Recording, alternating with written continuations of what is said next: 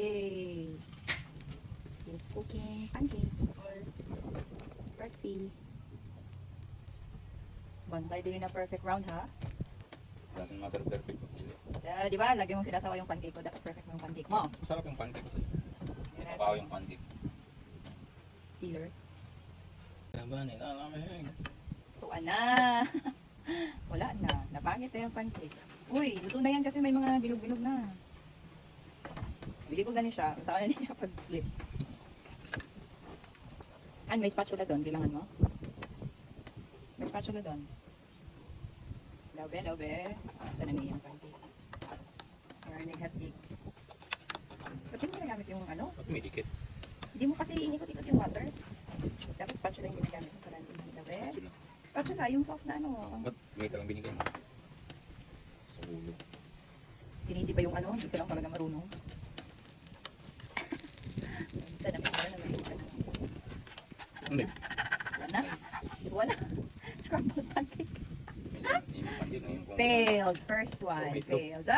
Sinisi pa itlog. Toink. Failed yung first one. Tingnan natin. Trial pa yung una. Tanawang taning iyang round 2. Tanggalin yung mga ano na pilit. Ano, magluto tayo ng ito. Magkabit din nga. Ano, magluto? Pag yan, hindi talaga naayos ulit. Wala, maubos na lang yung butter natin.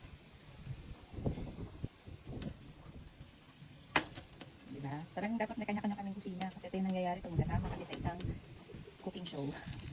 Sa isang cooking session. Pangit kasi walang itlog. Ayan, sinisi na naman yung itlog. Oo. Sabi nga sa mixture, add water to 1 na. Scramble. Scramble pancake. Saan may hanay? Yung bukan mo itlog? Hala, sinisi yung itlog, no? Sabi ka. Ano, kaluto daw? Hala, nagwakasa sa yung pancake. Wait, yung sa yung pancake. Guys, nag-give up na siya sa iyang first and second try.